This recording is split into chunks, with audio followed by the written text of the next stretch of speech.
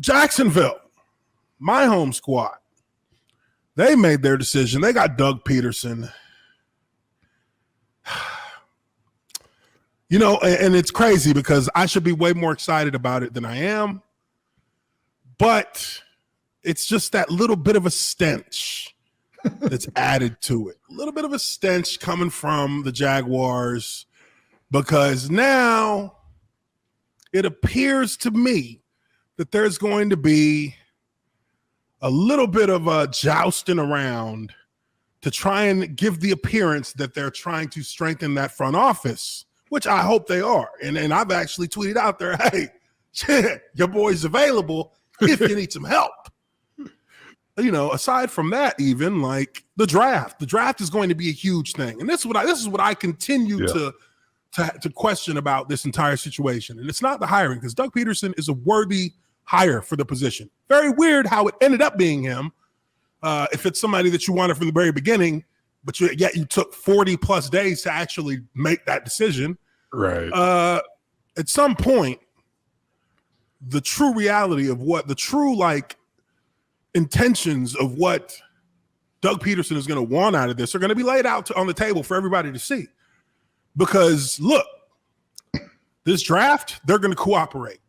This is what happens. I'm telling you, I've been there. I know how I've seen it. I've seen it happen. When I say that I've seen it happen, believe that this shit it's a likelihood to it. It's not absolute, but there's a likelihood to it. I mean, I've been through this shit. They're gonna play. They're gonna play fair. They're gonna be. They're gonna all respect the boundaries during the draft, during OTAs, training camp, going into the season. All these things are going to appear to be, seemingly resolved. This is how I see things playing out because I've watched them play out like this before. Because you're going to see progress. You're going to see things get better for Jacksonville. You're going to see Jacksonville win games.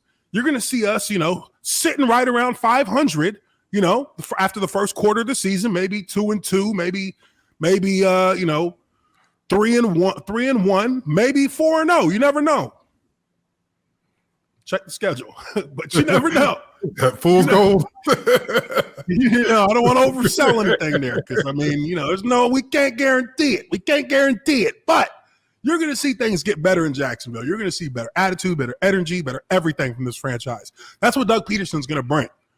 That's what's going to be a result of him bringing his culture into Jacksonville. Fans are going to be a lot less attentive to what can still be a sore issue for the team down the way, and that is control over personnel, because that is something that's assigned to the general manager. Now, EVP, an executive vice president, is going to kind of be like that.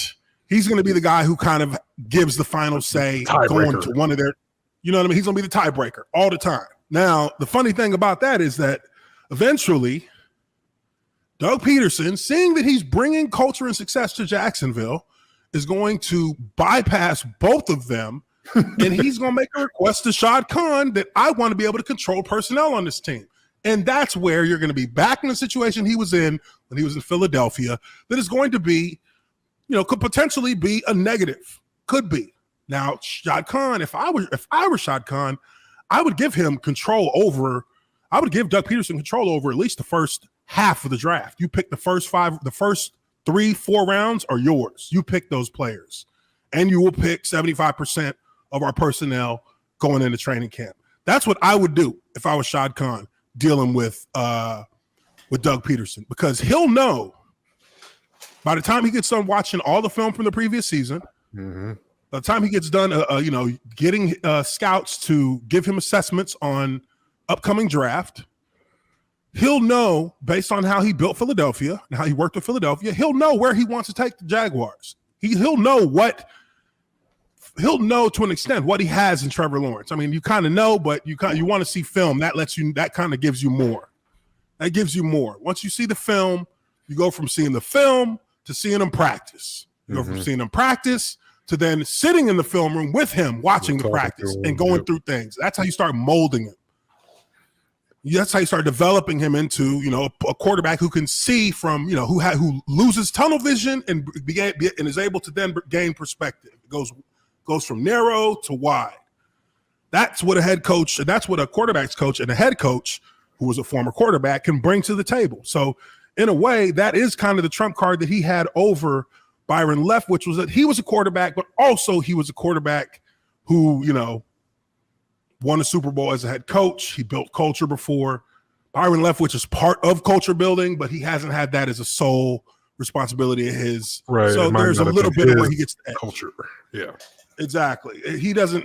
Byron doesn't necessarily he's not had a chance yet to set up his own culture. So there's a portion of that comparison where, Doug Pederson gets a little bit of the edge there because he's already been able to build it. He knows what works in his way. He knows what kind of players he'll need in that way. But if we're being honest, now, any culture is better than what Sean had. Yeah. And if we're being straight up, any culture out there, okay, boom. Somebody just linked me. Okay. Yes. Let's take a look at this press conference. I'm going to try and get into the questions part first because, it's almost parody. Gene, we're going to start with you. If you can wait for a mic, please. Oh, Gene Fournette, my guy. Gene Fournette, sports columnist from the Florida Times Union for Shad. At any point during this process, did you offer the job to any other candidate, and for whatever reason, that did not work out?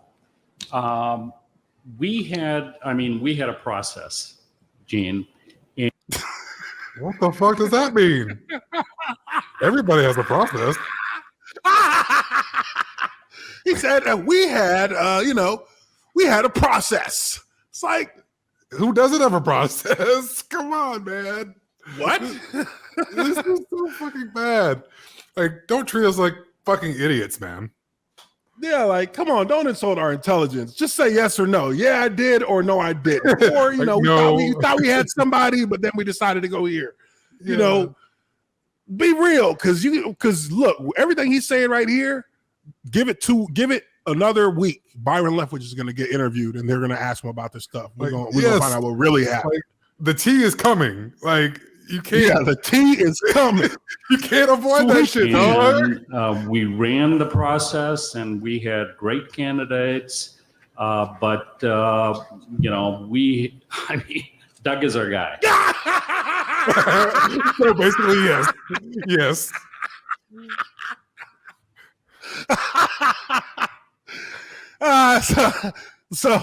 So basically, he starts laughing. Doug is our guy. That's right there, right? That right there tells you. That tells you right there, people, that this is literally like he did not answer that question. He didn't answer it, and even his insinuating that, they actually went through the process in a way that made sense in a timely fashion, in an orderly fashion, and were able to you're seeing tweets about teams notifying coaches that they're not going to hire them. Right. Like, that's transparency. That's stuff that we didn't see at all from the Jaguars. We didn't hear nothing. But he's going to come up here and he's going to look us in the face and be like, Doug was our guy. He's our guy. He's almost winking at us.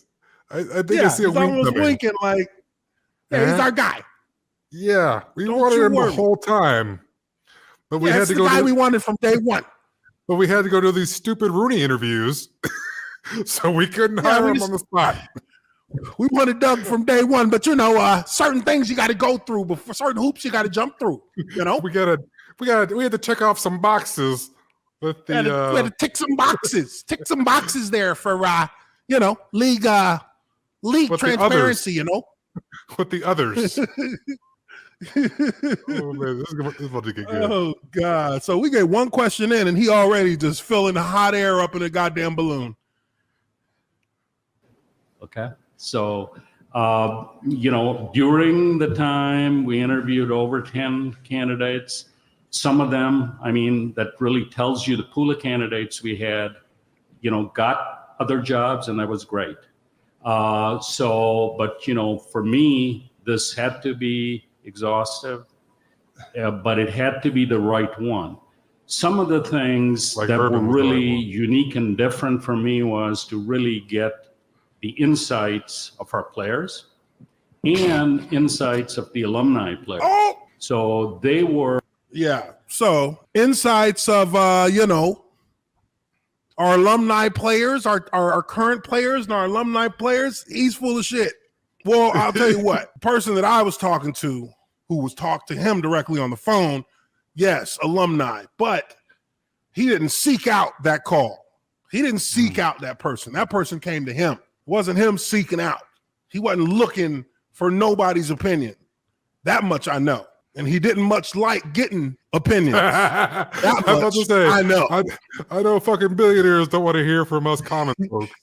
Like what they should be doing. Hey. How I should be running my goddamn business.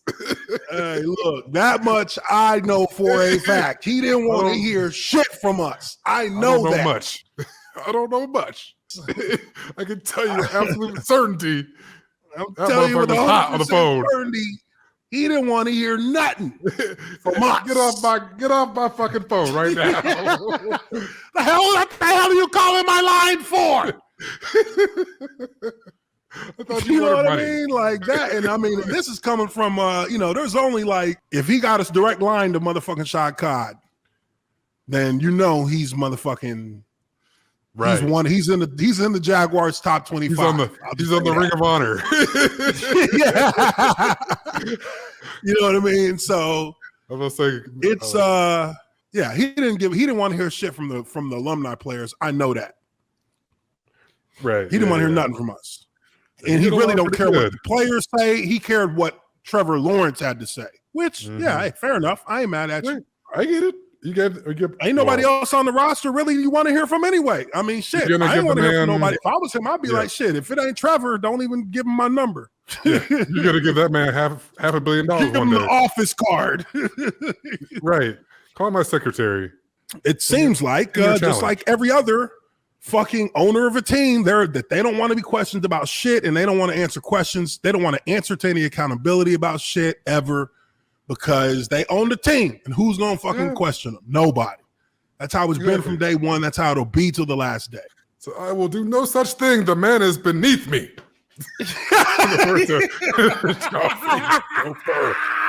Coming to America. I don't gotta talk to you, motherfucker. Go write your little. The man is beneath me. Hakeem could never love a woman like you. You see, you're what we call peasant in our homeland. There's no way we could ever fall in love with such a meek woman as yourself in the nicest way possible. But it's also somehow is super blunt. Yes. You know?